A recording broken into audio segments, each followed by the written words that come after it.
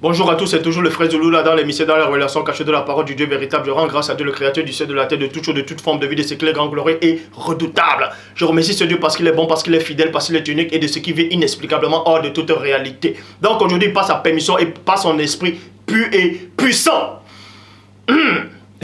que les apôtres ont reçu dans Jean 22. Je vais donner une autre sorte de continuité, c'est-à-dire le baptême d'eau par immersion n'est plus d'actualité. La preuve, on va vous le démontrer par l'Esprit de Dieu. Donc, vous ne devez pas ignorer qu'il est dit dans Proverbe 19 que le manque de sens n'est bon pour personne. Le manque de sens, le manque de connaissance, le manque de savoir n'est bon pour personne. Et dans Proverbe 25 la gloire de Dieu est de cacher des choses et la gloire des rois est de sonder les choses. Mais il est dit dans Deutéronome 29 que les choses cachées sont au Père et les choses révélées sont aux créatures, sont aux humains. Mais ce Dieu terrible, grand et glorieux dit dans Jérémie 33:3, demande-moi et je te relèverai des choses cachées, des choses que tu ne sais pas. Ce que vous ne savez pas, c'est quoi? C'est qu'il est dit dans Matthieu chapitre 3 au verset 11, en parlant de la personne de Jean-Baptiste, il dit ceci: moi je vous baptise d'eau, virgule. Moi je vous baptise d'eau. Il y a une virgule, il n'y a pas un point, mais dans cette version il n'y a pas un point, il y a une virgule. Pour vous amener à la repentance. Donc Jean-Baptiste qui avait reçu le Saint-Esprit dans le ventre de sa mère, avait l'esprit de vérité, il savait de quoi il parlait. C'est pour ça qu'il dit ici, moi je vous baptise d'eau, virgule, parce que le pour c'est quoi? Il faut peser les mots, il faut peser, parce que Dieu seul crée les mots, les langages dans Genèse 11:7. Jean-Baptiste dit ceci, que lui vous baptise d'eau pour vous amener à la repentance. Donc, le baptême d'eau de Jean-Baptiste d'autres vont dire que c'est le baptême par immersion. Bon, acceptons que c'est le baptême par immersion. Selon, je prends les versions, lui second 1910, les autres versions. Et vers la fin, je vais prendre la bonne version qui traduit par rapport au baptême. Bref, vous pouvez vérifier dans toutes les versions que vous voulez en tout cas. Tous ceux qui ont les versions des Bibles, tous ceux qui ont les Bibles devant eux, vous pouvez vérifier les light top, tout ça là, vous pouvez vérifier dans Matthieu chapitre 3 au verset 11. Et Dieu va vous donner la capacité de réfléchir. Ne lisez pas comme si vous lisez Tintin au Congo. Parce que je relis encore dans Matthieu chapitre 3 au verset 11. Moi, je vous baptise d'eau, virgule, il y a une virgule, pour vous amener à la repentance. Donc, le baptême de Jean par immersion symbolise quoi? C'est pour amener les gens à la repentance. Donc, ça veut dire quoi? Celui qui vit dans le péché, celui qui vit dans le désordre, celui qui vit dans la poubelle, pour arriver vers le Père, selon ce verset-ci, il fallait, écoutez attentivement, il fallait en tout cas ici, là, que eux là, ils puissent confesser les péchés pour être purifiés plus tard. C'est-à-dire, ils confessent les péchés pour les amener, pour les sortir des ténèbres pour aller à la lumière. Et la lumière symbolisait qui? Symbolisait le premier-né. Vous voyez? C'est pour ça que Jean-Baptiste dit que moi je vous baptise d'eau pour vous amener à la repentance. Mais celui qui vient après moi est plus grand que moi. Je ne le connaissais pas, mais celui qui m'a envoyé pour vous baptiser d'eau, celui-là m'a dit, celui auquel tu verras l'Esprit descendre, c'est celui-là qui baptisera du feu et du Saint-Esprit. Donc, et dans Marc chapitre 1 au verset 5 dit ceci: tout le pays de Judée et tous les habitants de Jérusalem se rendaient auprès de lui et confessaient leurs péchés. Ils se faisaient baptiser par lui dans le fleuve du Jourdain. Point. On s'arrête dans le point, on est dans les mystères même du point. Écoutez attentivement. Dieu vous a donné le cerveau. Dieu vous a donné la capacité de réfléchir. Bon. Réfléchissez un peu. Réfléchissez. Il faut réfléchir en fait. Il faut réfléchir. Parce que vous vous amusez avec l'éternité. Vous rigolez avec l'éternité. Vous rigolez avec l'éternité. Vous voyez? Donc, Jean-Baptiste dit ici là, que lui il vous baptise pour vous amener à la repentance. Est-ce que vous comprenez? Et dans Marc chapitre 1 verset 5, il est dit quoi? Tout le pays de Judée et tous les habitants de Jérusalem se rendaient auprès de lui et confessaient leurs péchés et ils se faisaient baptiser par lui dans le fleuve du Jourdain. Vous voyez? Donc, ils venaient, ils ont entendu la parole de Jean-Baptiste, ils ont confessé les péchés et se sont baptisés. Est-ce que vous comprenez? Bon, ça c'est il y a deux étapes. Il y a deux étapes ici là. Maintenant, on va aller dans Marc plutôt dans Actes des Apôtres chapitre 22 au verset 16. En parlant de la personne de Paul de Tarse, il dit ceci. Et maintenant, virgule, pourquoi tardes-tu? Point d'interrogation. Parce que là, Paul était avec Ananias, donc il devait le Père avait choisi Paul de Tarse, vous voyez, pour être son instrument. Pour être son instrument. Et quand il est arrivé au devant d'Ananias, c'est lui qui raconte ici là, dans Actes des Apôtres chapitre 22 verset 16. Et maintenant, pourquoi tardes-tu? Lève-toi, virgule, lève-toi, sois baptisé. Écoutez, lève-toi, sois baptisé et sois sois lavé de tes péchés en faisant appel au nom du Seigneur. Point. Donc on vous montre les mystères ici. Là, j'ai pris les versions des Bibles qui traduisent mal par rapport au mystère du baptême. Vous voyez, ça, néanmoins, même si je prends cette version, on va vous montrer l'explication, on va vous montrer la vérité derrière ce qu'ils ont essayé de camoufler. Bon, toujours est-il que dans Matthieu chapitre 3 au verset 11, Marc chapitre 1 verset 5, Actes des Apôtres chapitre 22 verset 16, vous dit ceci. Pour recevoir le pardon, il faut d'abord passer, selon ces versions, écoutez attentivement, selon les versions des Bibles là, eux ils disaient pour recevoir le pardon, il fallait passer par le baptême d'eau. Selon ces versions là, il fallait passer par le baptême par immersion. Mais la question que je voulais vous poser, quand le brigand qui était sur le poteau auprès du Christ, est-ce qu'on l'a enlevé les clous? Les Romains sont venus, il a enlevé les clous quand il a dit au Seigneur, souviens-toi de moi quand tu viendras dans ta gloire. Est-ce que en disant souviens-toi de moi, il s'est repenti. En disant, je répète encore, souviens-toi de moi quand tu viendras dans ton règne, quand tu viendras dans ta gloire, c'était une repentance. Pour ceux qui ne comprennent pas les paroles spirituelles, vous voyez, c'était une repentance. Il s'est repenti. Et Christ maintenant dit, en vérité, je te le dis. Bon, bref, j'avais déjà fait une vidéo sur ça. Bref, toujours est-il que Christ, néanmoins, il a parlé. Le fait de dire en vérité, c'est quoi? Christ l'avait déjà purifié par ses paroles. Christ l'a baptisé par ses paroles. Christ l'a purifié. Pourquoi les Romains ne sont pas venus prendre les clous, enlever les clous de la main de ce brigand et le faire passer par le baptême d'eau? Pourquoi? Pourquoi ce brigand n'avait pas eu besoin du baptême d'eau? Or, nous savons que Dieu ne fait d'exception de personne. Donc, lui, on va faire l'exception sur lui.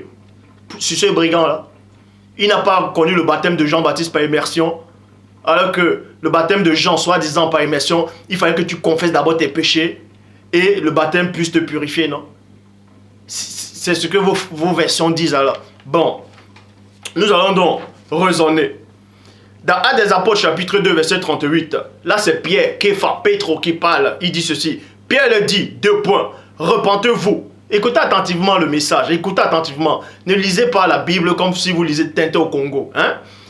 On va entrer dans les mystères cachés de la parole du Père. Actes des Apôtres, chapitre 2, verset 38. Pierre leur dit, 2 points. Repentez-vous. Repentez-vous. Et que chacun de vous soit baptisé au nom du Christ, virgule, pour le pardon de vos péchés. Et Dieu et vous recevrez le don du Saint-Esprit. Point. Pierre, dans Jean 20, 22, a reçu le Saint-Esprit. Recevoir le Saint-Esprit, premièrement, c'est quoi? Ça veut dire que vous devenez enfant de Dieu. Parce qu'il est dit dans Jean chapitre 1 verset 12, à tous ceux qui l'ont reçu, à ceux qui ont cru à son nom, il les a donné le pouvoir. Et ce pouvoir-là, c'est le Saint-Esprit de devenir enfant de Dieu. Et maintenant, Pierre, Képha, Pétro a reçu la puissance. Dans Actes des Apôtres chapitre 2 verset 4, ils furent tous remplis. Mais toujours est-il que Pierre a parlé sur la conduite du Saint-Esprit en disant, repentez-vous. Premièrement, il y a la repentance. Et ensuite, il dit, repentez-vous et que chacun de vous soit baptisé. Là, c'est dans les versions, les 8 secondes, 1910, tout ça là. Je prends néanmoins ces versions-là pour tous ceux qui ne connaissent pas la vraie version. Je prends néanmoins ces versions-ci. Même dans ces versions-ci, vous allez voir quelque chose. Pierre le dit, repentez-vous et que chacun de vous soit baptisé dans Matthieu chapitre 3 verset 11, Marc chapitre 1 verset 5, Actes des Apôtres chapitre 22 verset 16, Acte 2, 38 dit la même chose. Premièrement, parce que Dieu n'est pas un Dieu de désordre. Dieu n'est pas un Dieu de désordre. Hein? Est-ce que avant de vous laver, vous allez vous habiller et puis vous allez sur la douche, vous enlevez les habits et vous allez sur la douche? Est-ce que vous comprenez? Donc ici, là, on vous montre ici, là, que premièrement, il faut la repentance. Et deuxièmement, il faut le baptême, selon ces versions. Et troisièmement, vous recevrez le don du Saint-Esprit. Ça veut dire quoi? Vous recevrez le Saint-Esprit. Recevoir le don du Saint-Esprit, c'est recevoir d'abord le Saint-Esprit. Est-ce que vous comprenez? Donc, verset 41 dans la Bible du Semeur. Ceux qui acceptaient les paroles de Pierre se firent baptiser. Et, virgule, ce jour-là, environ 3000 personnes furent ajoutées au nombre des croyants. Donc, Dieu n'est pas un homme pour se tromper, pour ne pas savoir distinguer le bien et le mal ou bien le jour et la nuit. Dieu n'est pas un Dieu de désordre, c'est un Dieu d'ordre. C'est un Dieu d'ordre. Nombre 23, 19, Dieu n'est point homme pour mentir, ni fils d'homme pour se repentir. C'est les humains qui sont dans le désordre. Les humains ne savent rien. Les humains ne savent rien. Les humains adorent un faux Dieu. Je dis bien encore, le Dieu que les gens adorent dans ce monde, c'est un faux Dieu. C'est un faux Dieu. Tout ce que vous voyez là est complètement faux. Tout ce qu'on vous présente est faux. Vous vivez dans une matrix. Tout ce qu'on vous présente, cette image que vous avez, que vous voyez tous les jours, cet état de choses que vous ressentez quand vous voyez la tête de quelqu'un, ça vous énerve. Tout ce que vous ressentez quand vous vous levez le matin pour aller travailler, d'autres qui ne vont pas travailler, tout ça là, c'est une illusion. Tout est faux. Quand vous allez sortir votre tête du sable comme l'autruche qui met constamment sa tête, quand vous allez sortir la tête, vous allez voir la réalité. Vous connaîtrez la vérité vous rendra libre. Donc, la révélation, c'est quoi ici, là? On vous donne la révélation ici, que premièrement, il y a la repentance. Parce que Dieu, c'est un Dieu d'ordre. Premièrement, il y a la repentance. Et ensuite, on vous dit ici, là, dans ces versions, qu'il y a le baptême. Et troisièmement, c'est-à-dire le baptême, ça symbolise qu'on vous pardonne, en fait. Maintenant, quand on vous pardonne, vous devenez une nouvelle créature. Les choses anciennes ont disparu. Et ensuite, quand vous êtes devenu une nouvelle créature, vous appartenez au Père. Donc, vous avez maintenant le gage. Vous avez le sceau de Dieu. Le sceau. C'est le sceau du roi. Pour montrer que vous appartenez au roi. C'est le Saint-Esprit. Dieu ne peut pas vous donner le Saint-Esprit tant que vous n'avez pas renoncé à vos péchés. Dieu ne peut pas vous donner le Saint-Esprit tant que vous vivez encore dans vos péchés, dans vos mensonges, dans vos mauvaises interprétations de la parole. Dieu, ce verset, il n'y a aucun verset, je dis bien, dans toutes les versions des Bibles qui existent dans l'histoire de l'humanité, où Dieu va prendre le Saint-Esprit, il va mettre le Saint-Esprit dans un pécheur. Ça n'existe pas. Il faut que tu sois purifié. Il faut que tu te confesses d'abord. Et ensuite, Dieu te donne le Saint-Esprit. C'est pour ça qu'il est dit dans Jean chapitre 1 verset 12, à tous ceux qui l'ont reçu. Recevoir, c'est quoi? C'est d'accepter. À tous ceux qui ont cru en son nom. On reçoit la parole. Et on accepte.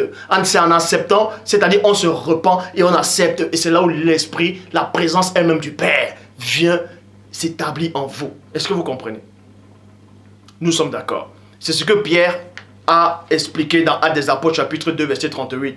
Pierre leur dit, repentez-vous et que chacun de vous soit baptisé au nom du Christ pour le pardon de vos péchés. Donc, premièrement, avant de recevoir le Saint-Esprit, il faut que Dieu vous pardonne de vos péchés.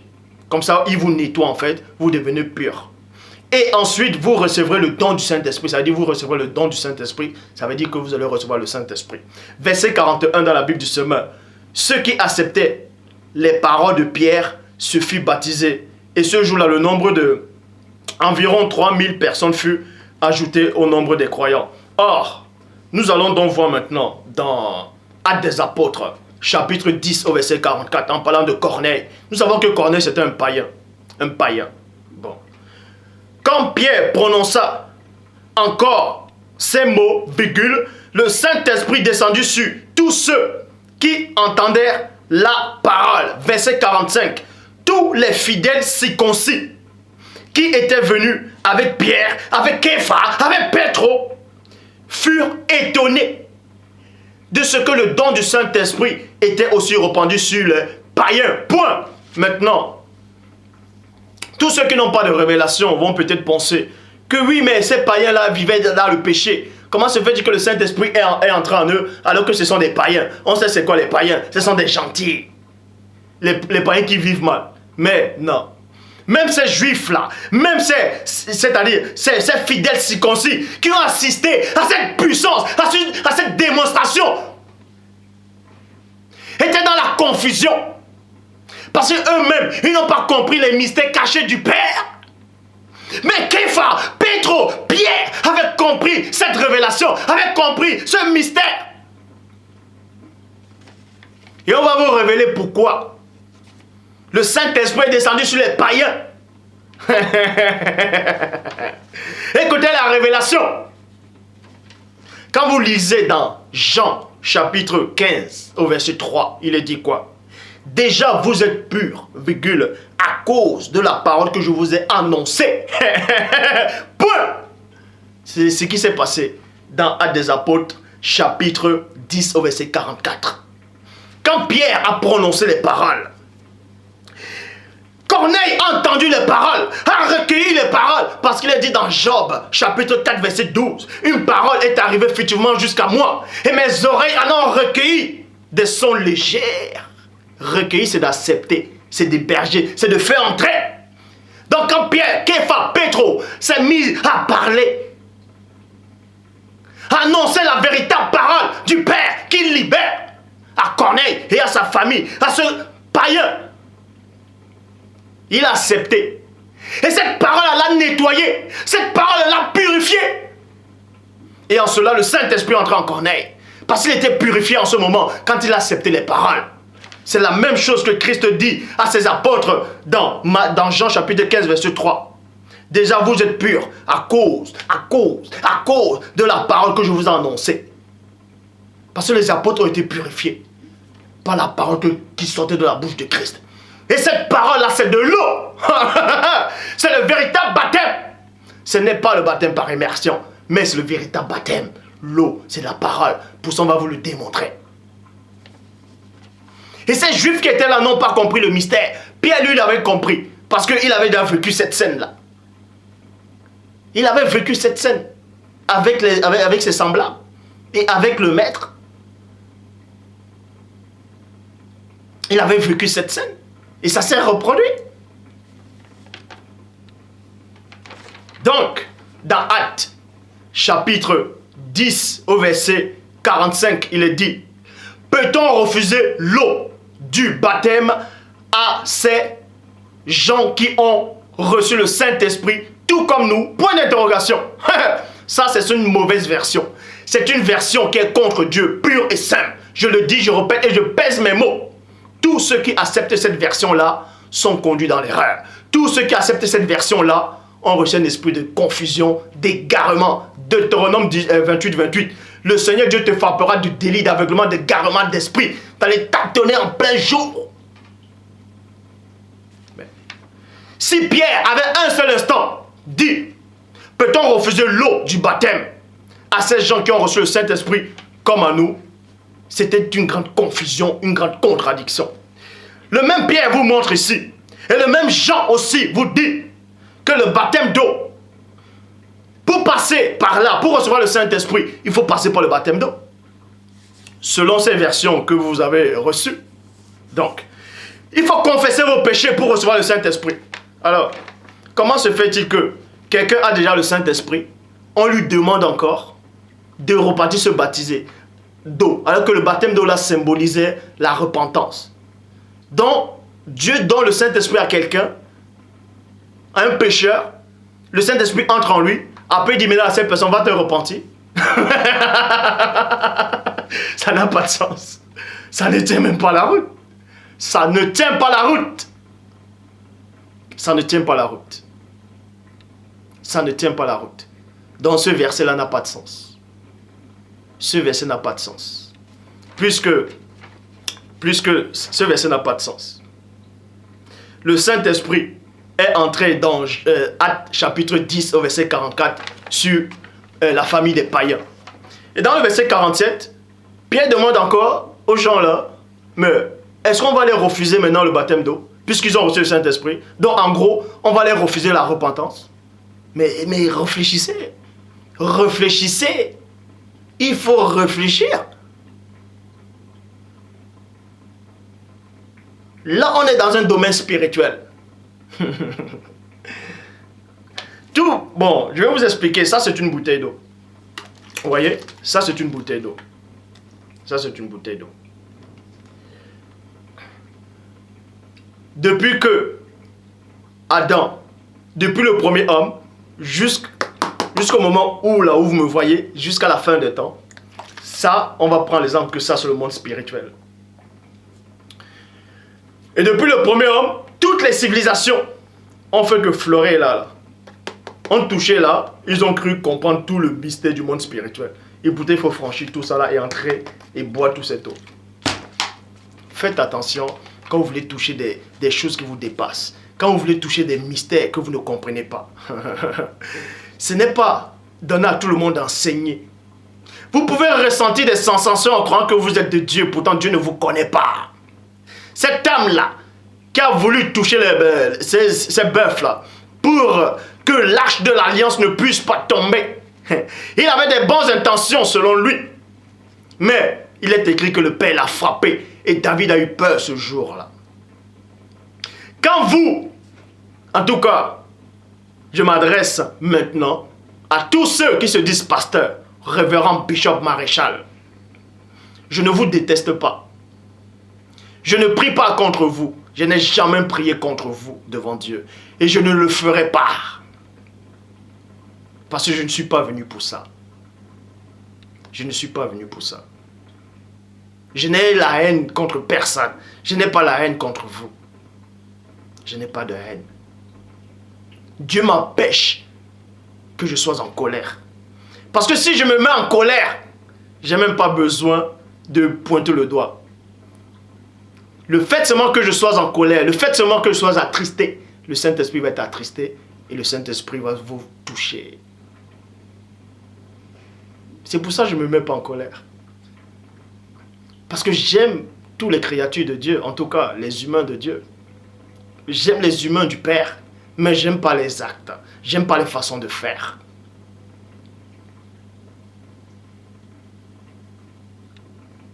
Donc je m'adresse à tous ceux qui autorisent encore le baptême d'eau par immersion. À tous ceux qui viennent enseigner ça. À tous ceux qui parlent du baptême d'eau par immersion. Qui pensent peut-être que je suis égaré. Je m'adresse à votre esprit.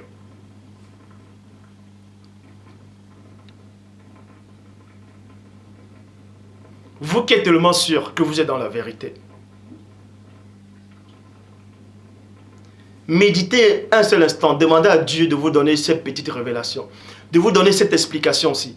Comment se fait-il que les gens, quelqu'un puisse recevoir le Saint-Esprit? Qu'un homme puisse recevoir un seul instant le Saint-Esprit.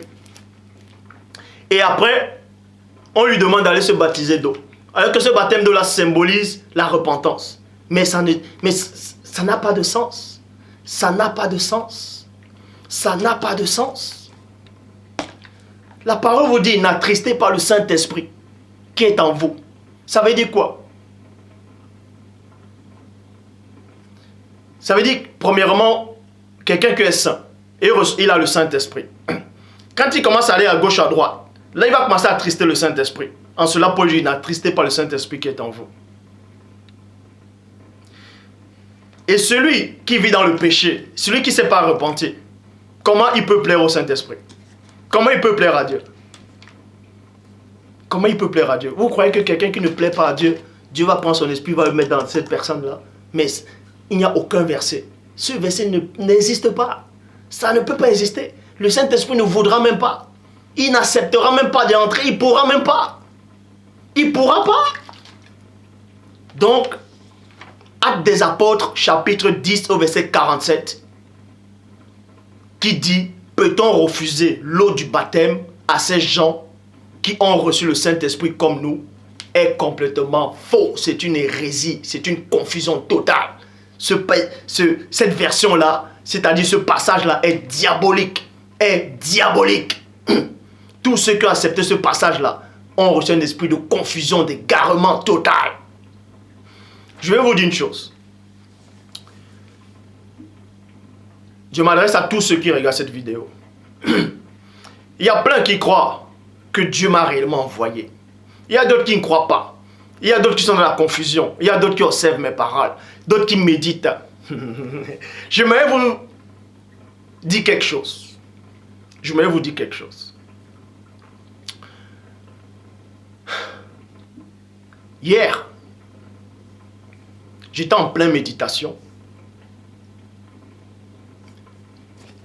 Et j'ai commencé à adorer le Père en esprit. Et en quelques fractions de secondes, je me suis retrouvé dans le monde spirituel. Vous pouvez voir mes yeux pour voir si je mens ou si je dis la vérité. Si je mens, je rendrai compte à Dieu. Si je dis la vérité, que la gloire revient toujours au Père. Hier, dans ma prière, c'est-à-dire en esprit, je suis entré dans le monde spirituel, dans le royaume du Père lui-même. Mais toutefois, je ne dis pas que j'ai vu Dieu. Hier. Mais je suis néanmoins entré dans la présence divine. Et Dieu m'a transporté. Et il m'a montré quelque chose qui m'a beaucoup marqué. C'est quoi? C'est que tout ce que vous faites là, tout ce que vous dites, il y a plein de gens, plein de religions. Chaque religion se targue de posséder la vérité, de connaître le Dieu véritable. Mais Dieu m'a encore bien montré en détail que tout ça c'est faux, que personne ne le connaît. Personne ne le connaît. Plein de gens vont dire, mais c'est qui ce Zoulou-là là? Il pense qu'il est le seul à connaître Dieu. Il pense que les milliards de personnes qui existent dans le monde, il n'y a qu'à Dieu, il n'y a que lui seul auquel Dieu s'est révélé.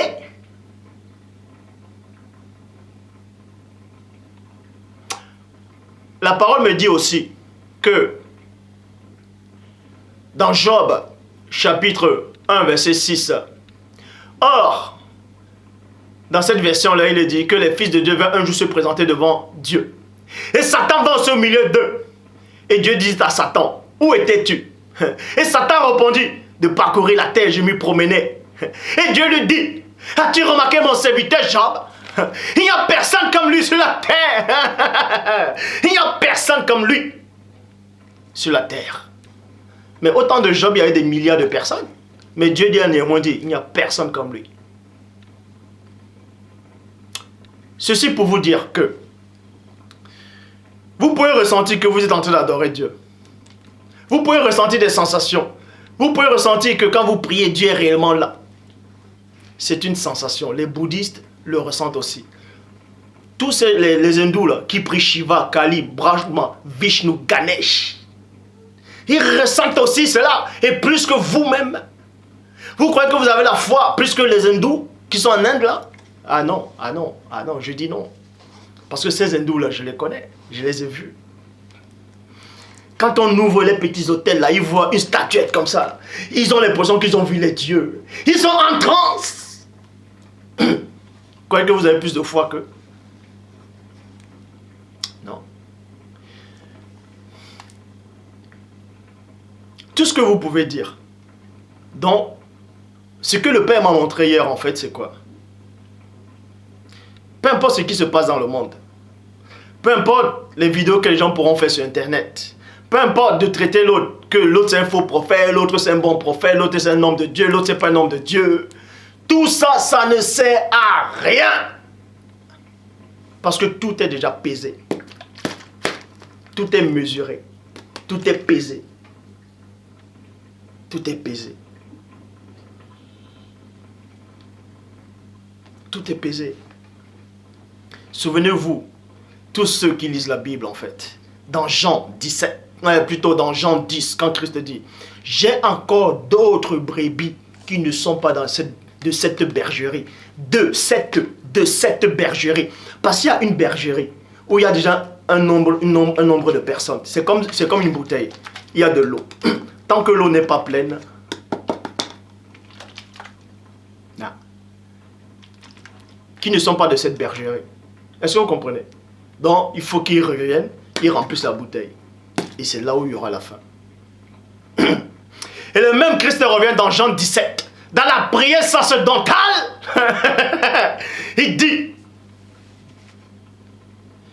je prie pour ceux que tu m'as donnés. Je prie pour ceux que tu m'as donnés. Ils étaient à toi et tu me les as donnés.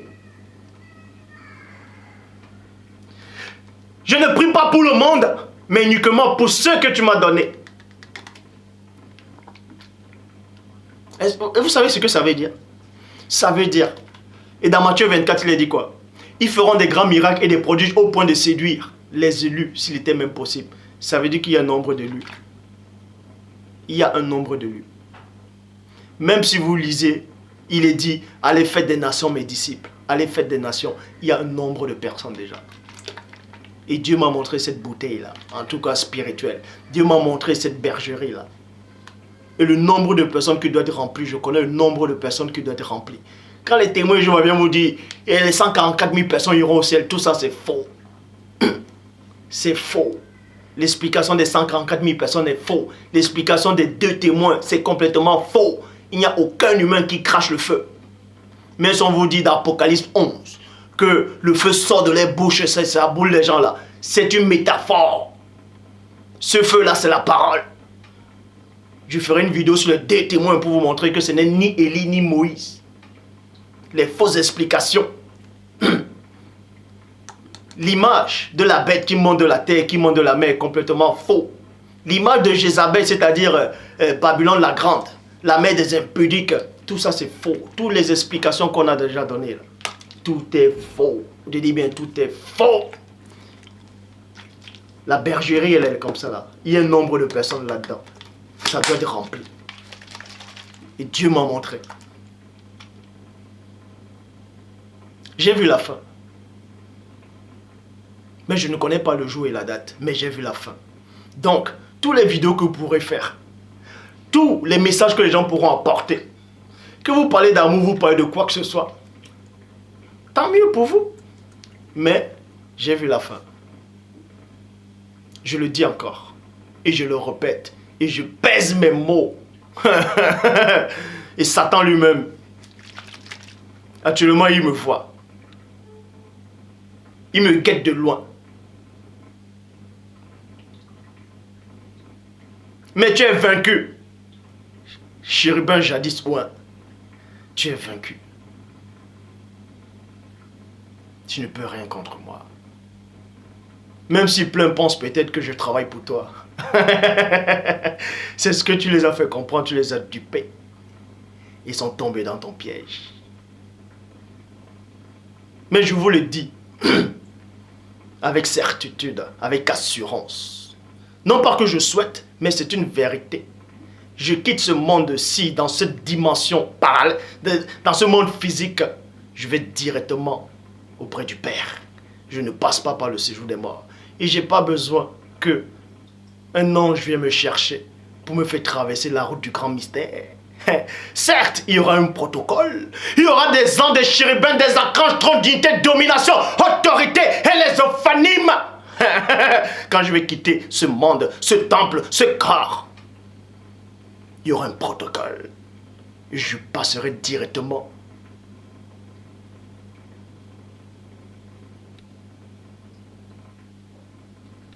dans la cité, auprès du Père, et je vais m'asseoir.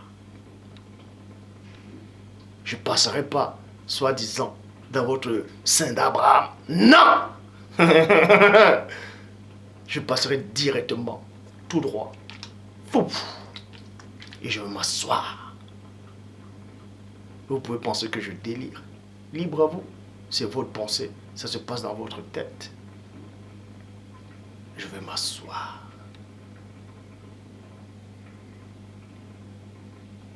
Dans les lieux très hauts. Dans les lieux très hauts. Jean 3,11. Nous disons ce que nous savons. Et l'on rend témoignage de ce qu'on a vu. Père,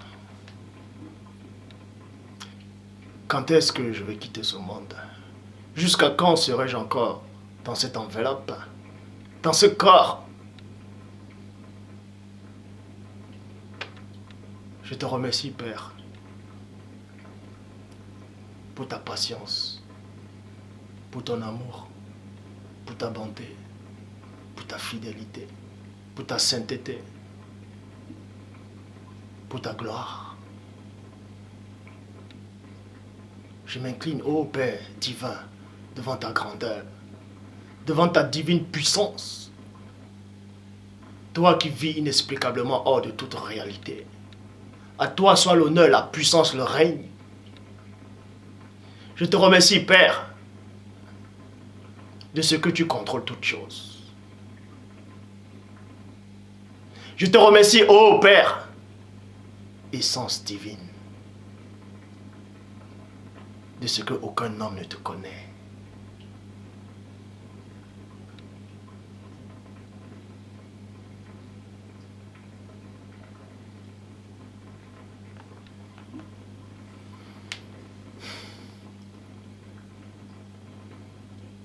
Donc, pour poursuivre l'enseignement, j'en ai terminé.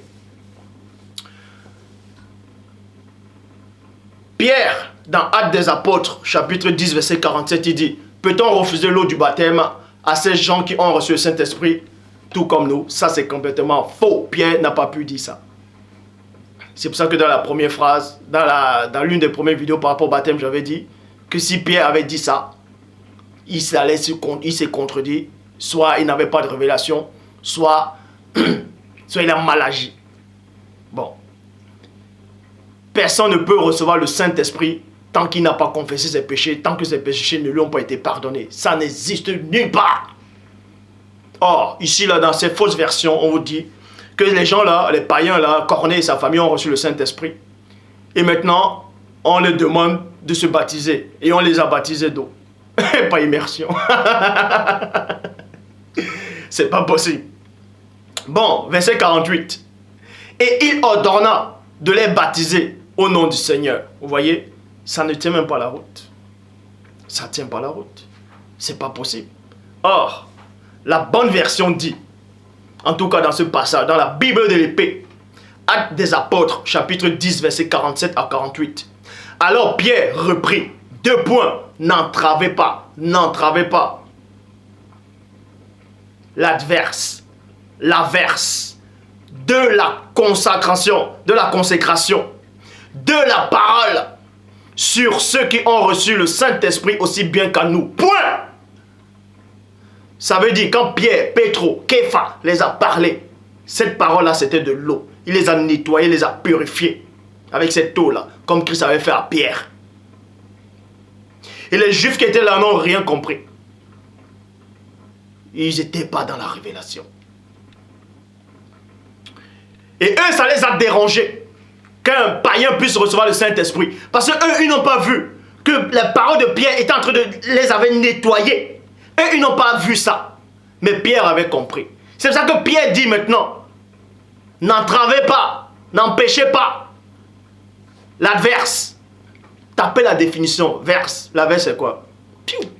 Ce sont des gouttes. De la consécration de la parole sur ceux qui ont reçu le Saint-Esprit aussi bien qu'à nous. Et il commanda d'être. Et il est commanda d'être engagé. D'être engagé et non d'être baptisé. D'être engagé au nom du Seigneur. Point. D'être engagé. Engagé en quoi? Donc, quand ils ont été nettoyés, ils ont accepté Dieu, ils ont été pardonnés, ils ont été nettoyés, ils ont reçu le Saint-Esprit. Maintenant, il fallait qu'ils soient engagés dans le Seigneur. Donc, il fallait qu'ils œuvrent pour Dieu. C'est pour ça que Pierre est encore resté un moment avec Corneille. Encore resté chez Corneille. Engagé, c'est quoi? C'est qu'il devait encore bien lui parler encore de la parole du Père. Qu'il soit engagé. Maintenant, on va prendre les versions Louis II. Je vais prendre 3 versions de Louis II qui ont commis aussi les mêmes erreurs, mais ils se sont rattrapés. Ils se sont rattrapés. Parce que ils se sont rattrapés. Je vais prendre la version la plus courante. Louis II 1910. Il est dit ceci. Dans Éphésiens 5, verset 26. Écoutez attentivement, je vais prendre 3 versions de Louis II et des dates différentes. Et vous allez voir que dans chaque édition, dans chaque date, dans chaque époque, ils essaient de se corriger, de se rattraper. Parce qu'ils ont vu l'erreur qu'ils ont enduit, c'est-à-dire l'erreur qu'ils avaient mis dans les fausses versions. Et plein de gens ont accepté cette erreur-là. Et plein de gens sont noyés, acceptent cette erreur-là. Louis II 1910, dans Éphésiens chapitre 5 au verset 26, dit ceci. En parlant de Christ, en parlant de l'Église, on vous dit que Christ a sanctifié l'Église, a nettoyé l'Église, tout ça, afin de la sanctifier par la parole, virgule, après l'avoir purifiée par le baptême d'eau, virgule. Là, c'est dans Louis II 1910, et ça, c'est faux. Maintenant, toujours, les gens qui ont traduit ces Bibles-là, de Louis II toujours, c'est-à-dire la même famille, la même société, c'est-à-dire les mêmes Louis II, c'est-à-dire les mêmes gens qui ont dit Louis II était mort. Mais ce sont les gens qui ont travaillé avec eux, ainsi de suite, ils sont tous là-dedans. Nouvelle Bible seconde, 2002, toujours dans Éphésiens 5, 26. Enfin de la consacrer, vous voyez, enfin de la consacrer en purifiant par le bain d'eau et la parole, virgule. Vous voyez, il y a une petite modification, mais elle est toujours fausse. Et Louis II, maintenant, ils reviennent encore. Bible seconde 21, 2007. Maintenant, ils ont bien traduit. Parce qu'ils se sont rendus compte de cette erreur. Que plein d'entre vous ont accepté. Le baptême d'eau par immersion n'est pas d'actualité, n'est plus d'actualité, ne sera jamais plus d'actualité. Tous ceux qui acceptent ça, tous ceux qui enseignent ça, tous ceux qui font ça, de toutes les façons, Dieu m'a montré. Vous êtes mesurés, vous êtes pesés. La bonne version de Louis II par rapport à ce verset dans Éphésiens 5, 26, et vous pouvez vérifier dans toutes les autres versions, ça dit la même chose, excepté la Bible de Martin et deux ou trois autres versions, c'est tout. Enfin, de la conduire à la sainteté, après l'avoir purifiée et lavée par l'eau de la parole. Vous voyez? Par l'eau de la parole.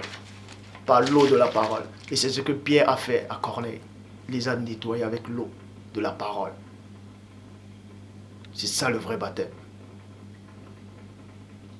Mais ce sont les choses spirituelles. Vous voulez quoi? Comme dit le premier-né, quand je vous parle des choses terrestres, vous ne croirez pas. Vous ne croyez pas quand on vous parle des choses terrestres.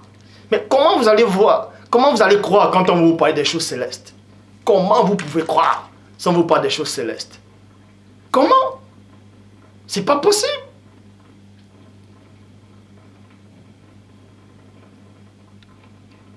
D'autres vont dire, Jésus il est blanc.